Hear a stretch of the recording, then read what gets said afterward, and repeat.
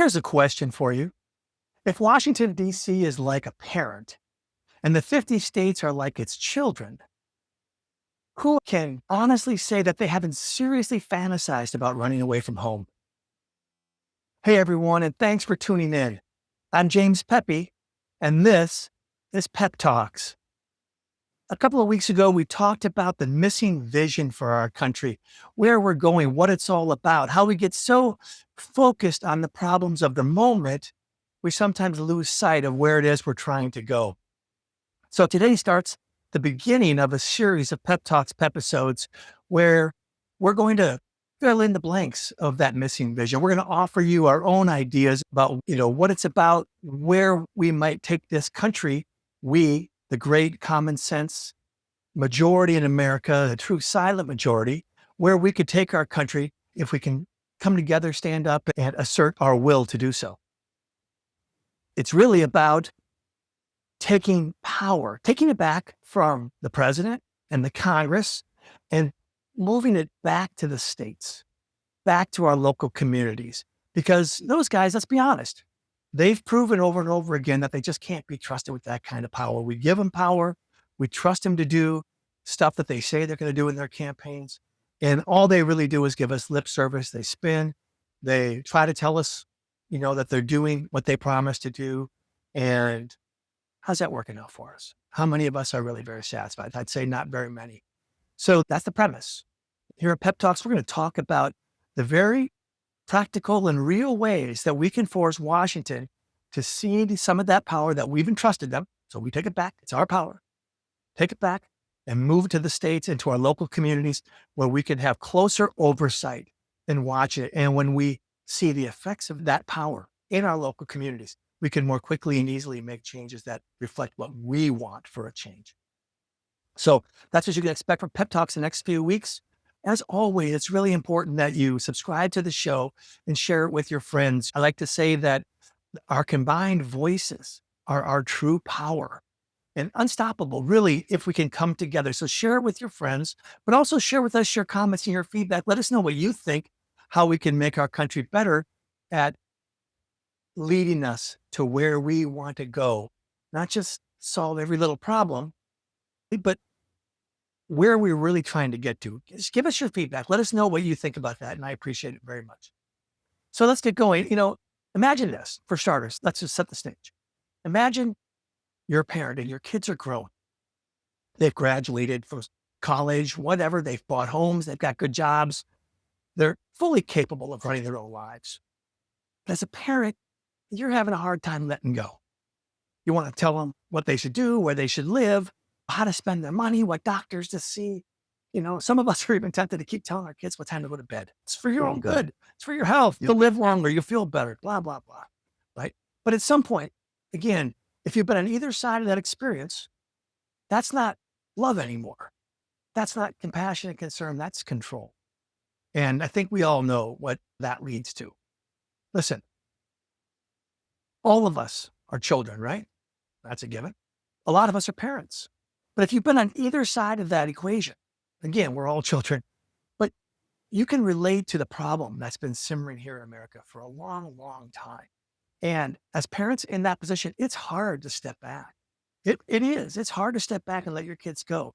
So for so many of us, we hold on real tight, but it's necessary to let go if they're going to grow and become their own people and experience life to the fullest, which all parents want for their kids, right?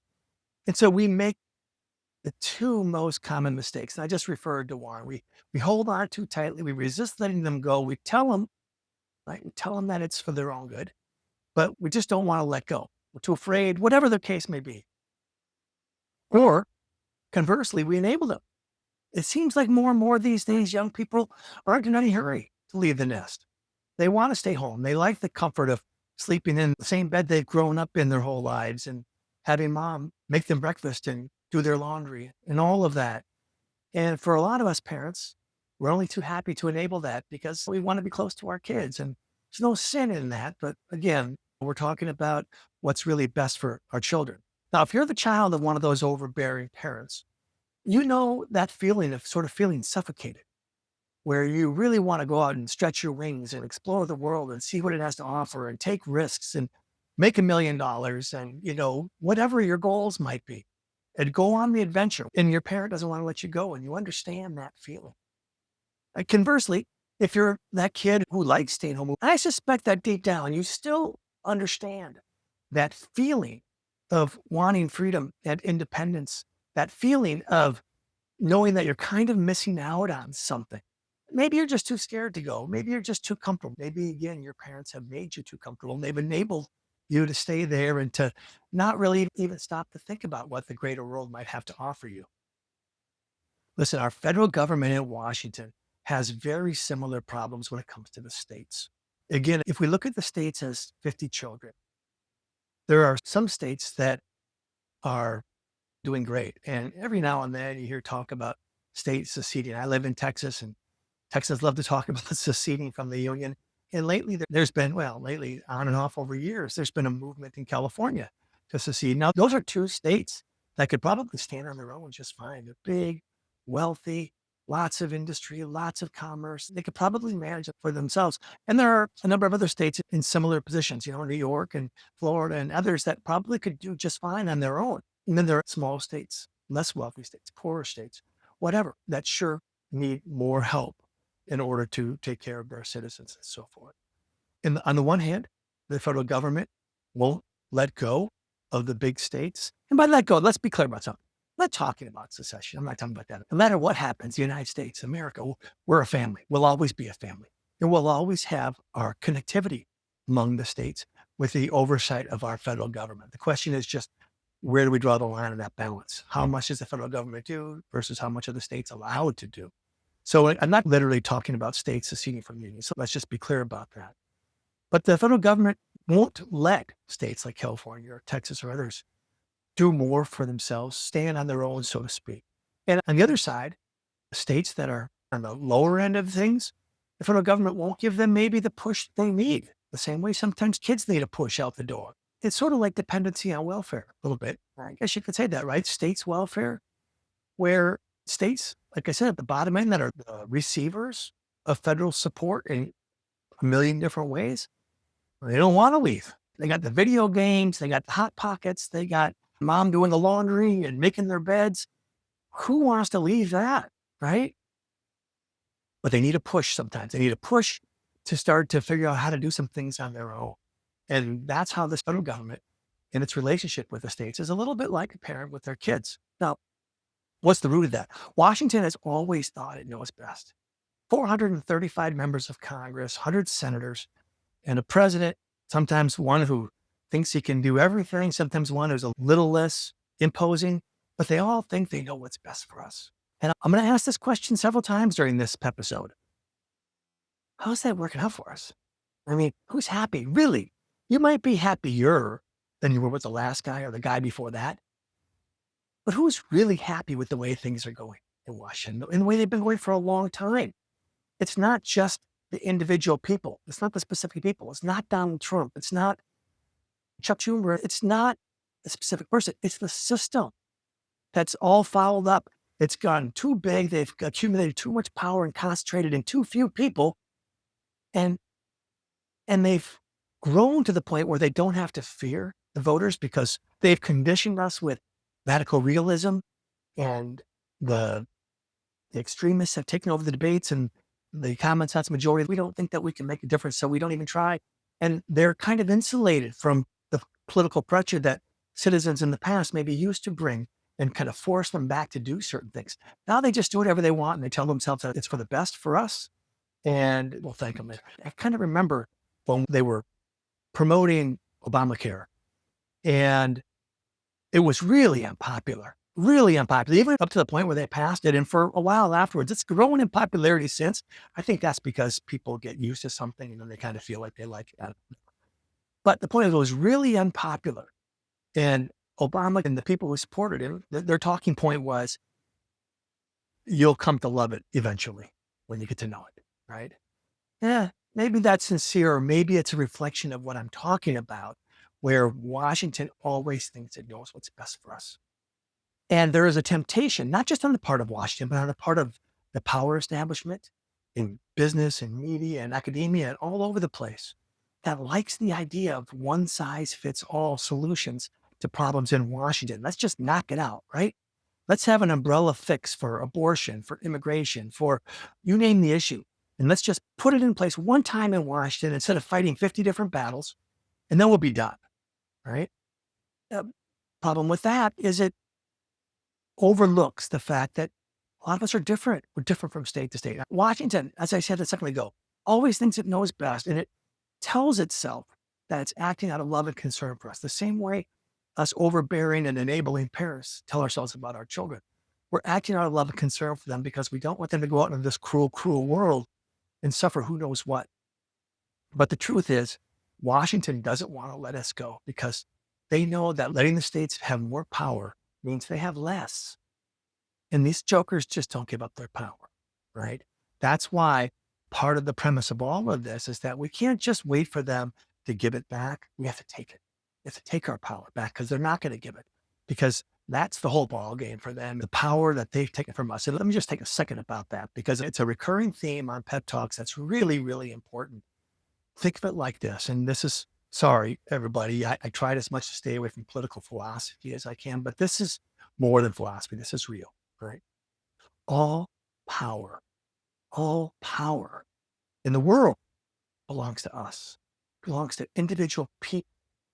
It's in our founding documents, but it's more than that. It's innate. It's in the nature of all of us, which is what Jefferson and those guys were talking about. It is our birthright as human beings to control our own lives, to have self-determination, to govern ourselves. We have all the power. When you look at the power establishment, again, people at the top in politics and business and academia and media, the big influencers, Hollywood, whoever has power over the way society runs and operates, they get it from us. We lend it to them. Obviously, as a practical matter, governing and so forth, we have to designate representatives to act on our behalf because, 330 million people are acting on their own. That's anarchy and chaos. So again, all those people that exercise power in our name, it's power that we've lent to them. Now we've come to the place in America where we think they have power and we don't. And that's only partly true because yes, we've lent them our power and they grip it really, really tightly and have no interest in letting it go back to us. And they keep lying to us and telling us how they're doing such great things with it. And yet we're still sitting out here going, this sucks. None of the things we want are really happening. A few things maybe here and there, but the big picture is still nowhere near where we want it to be.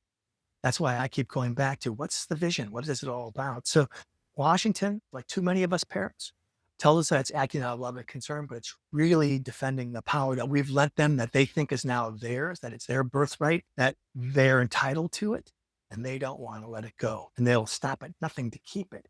So this is really a pretty significant fight between us, common sense majority that up until now has been way too silent, and that corrupt power establishment that won't let go of the power that we've lent them. We have to keep reminding them they only have it because we've allowed them to have it. We've entrusted them with it. It's time for us to take it back. Here's another way of saying all that. The 50 states aren't kids anymore, right? Just think about the different states out there. They're all in their own way, fully capable. They're diverse. They're very different from one state to the next. They're innovative. Innovation is the key, right? They're innovative in terms of how they might solve their problems locally, problems that might be similar all over the place, but maybe unique from one area to the next, right?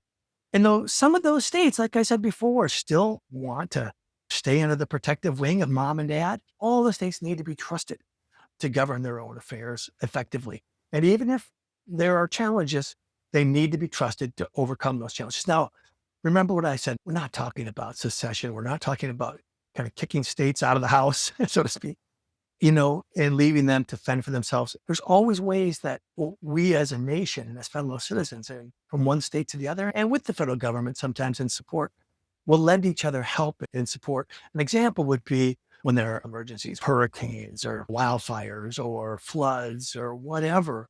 States are incredibly generous at coming to each other's aid, as is Washington in those instances. We're not talking about 50 states, all out for themselves without any kind of interaction. We're still a nation and we'll still be dependent upon each other in many ways and we'll still overlap and help each other. But we've got to have a government in Washington that's willing to let go of some of its power and let those 50 states sort of fly out of the nest a little bit. Let me talk a little bit about the consequences of what has been going on up until now for a long time. Washington just, I've said this in different ways, but they're suffocating all of us. It's so obsessed. The government of Washington, our federal officials, our congressmen, senators, the president, they're so obsessed and occupied with their internal power struggles, right? Think about it. For all the things we talk about on Pep Talks, periodically take that step back and see the big picture and remind yourself, it's all about the power they're fighting with each other over. Our power over who gets to have it. And what they do with it is never what we want them to do with it. Almost never, right? It's not nearly enough, good enough. But they're so obsessed and focused on these power struggles that go from election to election to election. Again, there's no vision. They're not thinking about us. They're not thinking about the future of America. They're not thinking about getting us to the next paradigm of progress where we advance in who knows all kinds of ways, from technology to war and peace to everything. So Washington has forgotten its true purpose. And here's the purpose, right? This is the premise of what we're getting at with the Pep Talks vision for America's future. The purpose of the federal government is to guard our perimeter, to keep our country safe from external threats, which allows us as Americans inside the country in 50 different states in lots of different ways to pursue our own ideas about individual happiness. We, the people, what we want. The federal government keeps us safe from external threats. And then in the meantime, mostly it leaves us alone to go about our business of figuring out how we can be happy. That's it. In a few ways here and there, we'll talk about them, of course. It can assist us. Listen, the federal government has stifled the state's creativities and resourcefulness. Again, this is how it can be like a parent with a kid in the basement playing video games all day. If you have no incentive to take care of yourself, to do anything for yourself, you lose any kind of creativity that you might have. You don't have that edge. You have no reason to think about problem solving. How do I do this or that or get to where I want to go? And because the federal government has put so many restrictions and hurdles in front of the states, has not allowed them the full power to do what they need and want to do, controls them in all different kinds of ways. The states long ago have stopped thinking about it and pursuing creative solutions and resourceful ideas for how they can solve problems more locally. It's a skill we've really lost in many ways at that state and local level that needs to come back because we do so much better at solving problems close to home than we do from Washington. Going back to Washington, thinking it knows best. The state knows best what its interests are, what the interests of its people are, and what its sort of inherent expertise is. Think about it. Some states are known for their technological advancements. Some states are more resource intensive. There's mining states. There's forestry states. States have their own niches in a way. Again, lots of similarities, lots of overlap among our 50 states, but also a lot of, skill sets from one state to the next and interests that one group of people or one citizenry of a state might have that's somewhat different, a lot different from the next state. Just think about the most obvious top to bottom examples. I mean, can two states be more different than California and Texas? I don't know. Maybe, but that's pretty different. Different interests, different expertise. States are also inherently very innovative if they're given a chance. They can do interesting things because, unlike Washington, they can do trial and error and change and course correct really quickly when things don't work. Not only that, but they learn from each other. Each state becomes a hotbed of best practices and they watch each other. They talk to each other. Or when one state comes up with a solution to a certain kind of problem that works really well, other states start copying. And when another state tries something that crashes and burns, other states go, we're not doing that. So it's a great model for how we can innovate and make progress really efficiently and effectively. Look, the states need to have that kind of nimbleness to navigate changing times. And the states know best what their people want and how to deliver it if they're given an opportunity. And that's behind all of this. All of that is to say, And it was famously said, who was it? That talked about the states as laboratories of democracy. It was either a Supreme Court justice whose name Brandeis or somebody, I forget which one it was, or it was Tocqueville, but I don't remember. I'm a political scientist, but sorry, I don't remember. I'll have to look it up. Maybe somebody can tell me in the comments if you can remember who coined that phrase, laboratories of democracy. But it's exactly what that sounds like. As I was saying a minute ago, states all try different stuff to solve big, important problems. And when there are problems that are similar to other states, those other states take notice. Did it work for you guys? Did it not work? And those states are nimble and quick to be able to change again when they're given full latitude to do so. So there's competition in the states. That's the other thing. It's built into the whole thing, these laboratories of democracy. The states compete. They compete in a healthy, friendly way. Because why? Because every state wants people to move there and to contribute to their economy so they can have a bigger, wider tax base. More people all paying a little bit less, providing services, creating a state that everybody wants to live in. So you have this competition constantly, and not just people to live there, but businesses to come there and provide jobs. And we have some of that now. We have some of that, but not enough. And more power to the states where they can do these things more regularly without interference from Washington, minimal interference from Washington, will spur that even further. So that competition will make the states better.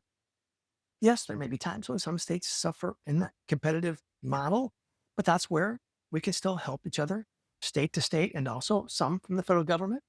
But again, even though that obviously makes so much sense, Washington just does not want to let go. They want to keep a tight rein and maintain heavy-handed control over all the states because they want to be the ones to pick the winners and losers. They want to be the ones to send the money from A to B, from there to Montana, I don't know, wherever, because there's always strings attached. If they have the money, if they have the decision making, they can spread it around, but it comes with conditions and control. And they do not want to give away that control. Remember, that control is our power, but they think it's theirs and they don't want to give it up, even when it's pretty obvious that that could make our country better. So with all of that, we have some influence, right? Some influence over our state and local government. It's just not enough. It's not enough. And we have, well, you tell me, how much influence do you think we have with your congressmen and your senators? How good do you feel about being able to make a call or write a letter or an email or whatever and get your congressman to do something you'd like them to do? Listen, they've rigged the system. We've talked in the past about things like redistricting. We'll talk about that some more.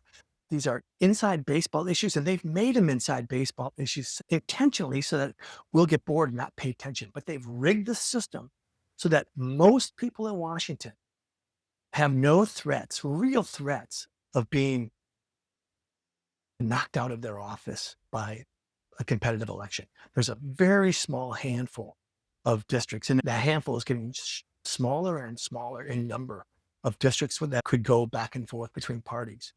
Most of them are, the term they use in politics is safe. A ton of them don't even get challenged. So they don't feel any outside pressure. So if we rise up in the kind of traditional ways and make a lot of noise, it's too easy for a lot of them to just blow it off and to tell themselves, you guys just don't get it. You'll thank us in the end. This is best for us. Sorry. Or more likely what they'll do is they'll lie, or at the very least, grossly exaggerate and say that they are doing the thing that you want them to do. Even though we can all take that step back and see that it's not happening. I'll give you one of my favorite examples that is going to be a part of our program at PepTalks going forward, but it's congressional term limits. I tell everybody this, my experience in politics and running campaigns and all that kind of stuff. I don't know whether to laugh or cry about this, right? I think the American people support congressional term limits probably by 99%. I don't know. It's a huge number, right? Huge number support congressional term limits and have for decades. And I think it's pretty safe to say that of the 535 members of Congress, virtually every single one of them at some point in their political careers has campaigned on the promise to support term limits. Almost everyone, certainly a majority, without question, a majority of them have said, I support term limits. Has anybody heard about it moving ever in Congress? Never moves. Here in Texas, we have a senator, Ted Cruz. Maybe you've heard of him. Lion Ted, I think they used to call him. I don't remember. But every election, he'll put out a press release with a copy of the term limits bill that he's introduced every single time. He introduces it, every time it's campaign time, election time, just in time for the campaign. He introduces this term limits bill and talks about how he's for term limits. I don't know. I think he's on his third term, second or third, maybe fourth. I don't know. But the point is, all these jokers, they keep saying they're for it and they keep introducing bills, and these bills never get votes. They never get passed, even though all of them are for it. Most Americans are for it, have been for decades. It never moves. Now, again, take that giant step back and ask yourself what that reflects. It's the game. It's the power game. They're telling us what we want to hear, and we're dumb enough most of the time to buy it somehow. It's really about us not paying close attention. Obviously, PepTalks is all about trying to find relatable ways for you to kind of see through some of these dry, boring smoke screens of the way politics works, to see the truth about all of this, which is that these guys on both sides, they're just playing us. They're playing us for our power, right? While lying to us and telling us that they're doing what's best for us.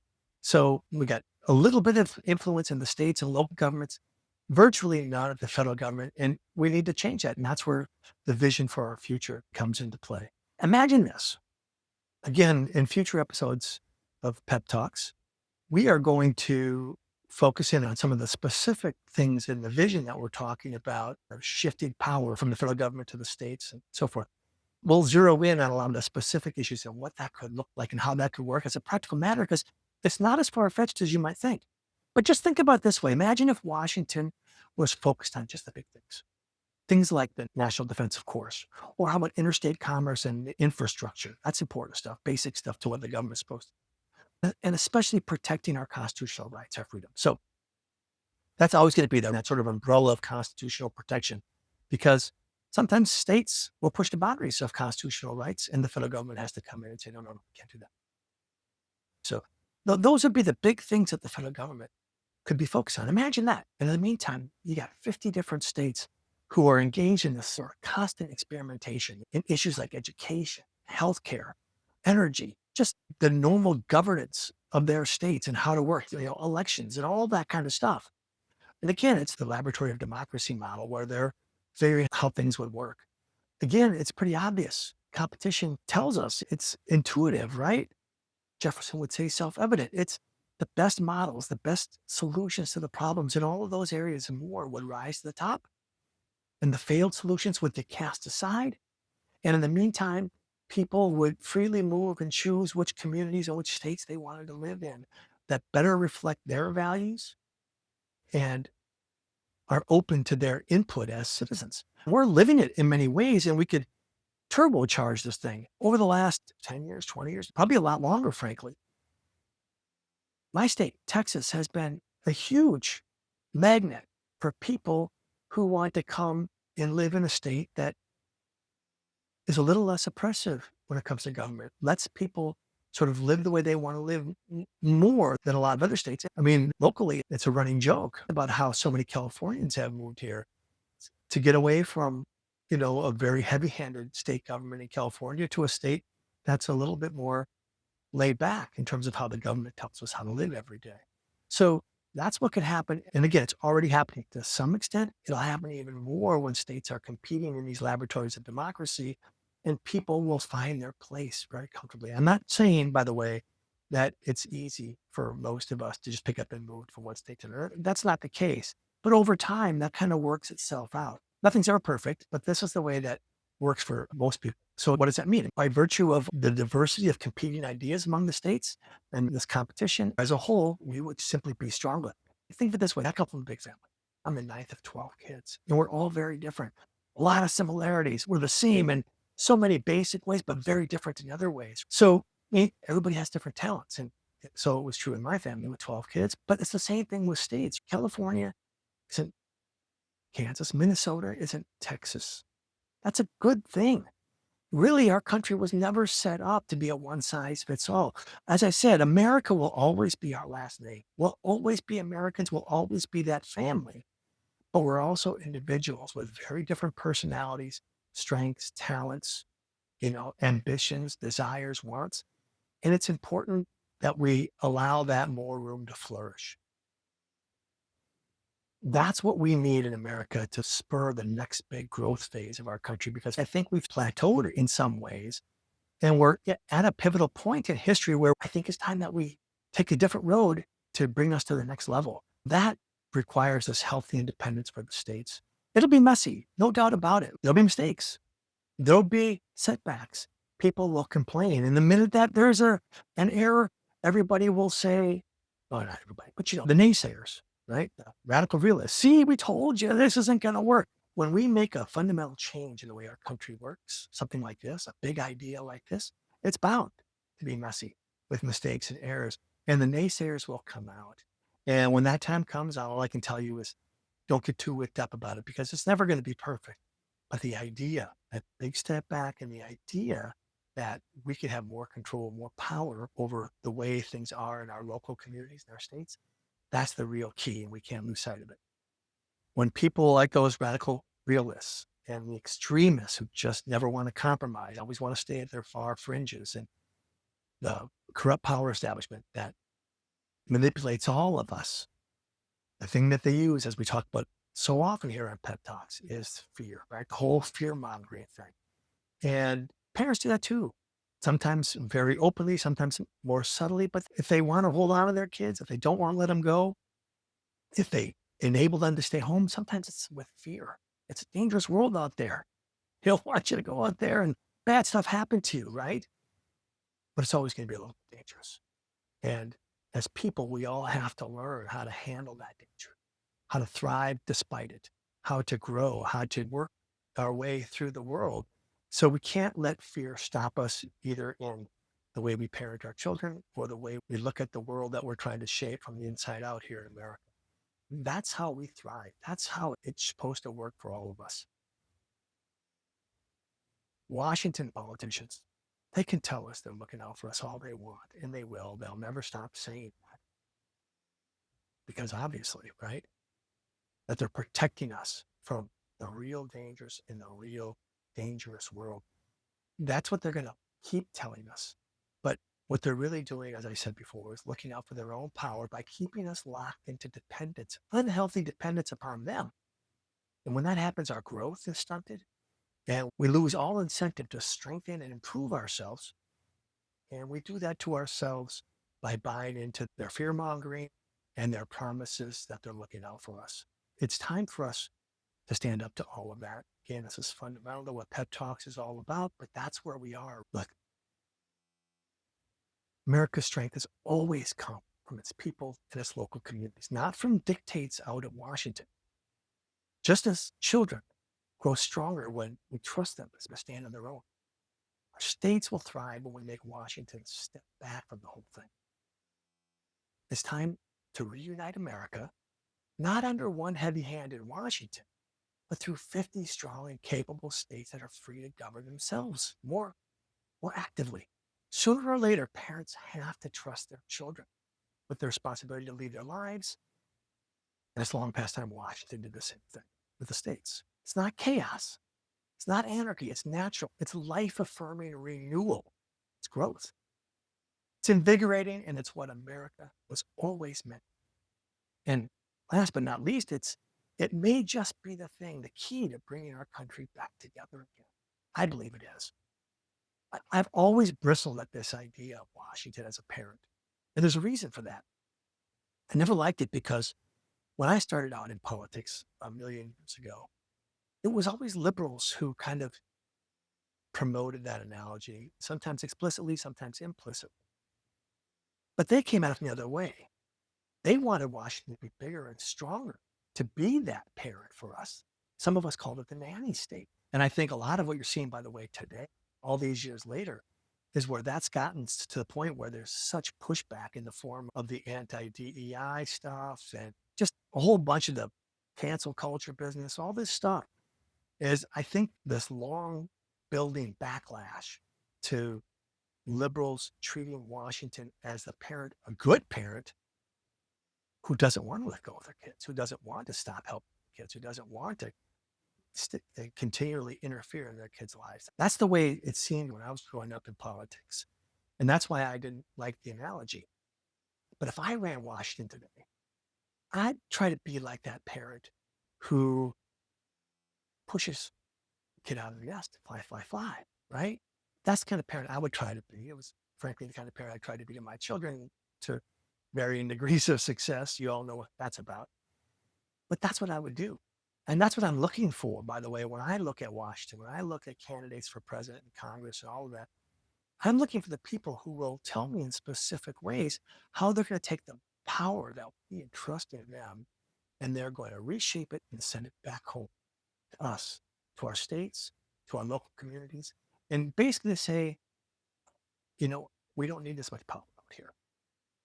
We're all familiar, I think, with The Lord of the Rings, but there's a scene in one of the movies where Frodo tries to give Gandalf the Ring of Power, and Gandalf refuses. And he said, with that power, I would try to do good things, but it would work its evil will through me. And I can't take that risk. He understood the weakness of human beings when it comes to being tempted by power. And even though that's pure fiction, the idea is right. We need representatives in Congress and in the White House who would say, you know, I'd love to have that power because I'm confident of my intent to do good things, but I also know that good people often get corrupted with too much power. And for the sake of the big picture, the whole country and our future, we need to shift this structure, this whole setup back to where it's close, back to where people can make quick changes, back to where we don't trust and depend too much on politicians for the greater good. And so I'm looking for representatives and elected officials who are not just willing to say that that's what they're going to do, but demonstrate in specific ways. And we're going to have a lot to say about that in the future as well. So I'd be the parent pushing that power back to the states. And I encourage you to think about that, by the way, and to, if you ever get a chance to engage with your member of Congress, your U.S. Senator, even the president, maybe for some of you, I'd encourage that to be right sort of top of the list of things you might want to talk to them about is, hey, how about you let go of some of that power? You know, because if you don't, we're coming for it. We're coming for it, which is where I think we're heading. In the coming weeks, we're going to talk about this very bold vision. People have been talking forever in the history of our country about the balance of power between the federal government and the states. But certainly not in my lifetime has anybody talked about it in actual practical terms about how that would work, what it would look like, how we would do it. As always, we're going to use common sense and plain English. We're going to work to overcome radical realism that tells us that it can't be done. It's just impossible. So don't even waste your breath. And we're going to continue to tackle the challenges of that dramatic change because it's going to be a little bit messy, but we'll do our best to anticipate those things, to engage with you, get your ideas, by the way, because again, this is a citizen driven concept. It's our power. It's our country. It's our lives. And we need to start taking more of an active role in shape. So here we're finishing up. Again, please subscribe to the show, sharing with all your friends. We need more voices coming together in support of our common sense agenda. And we need your ideas as well. That's all I've got for today. Thanks everybody for tuning in to Pep Talks. I'll see you next time.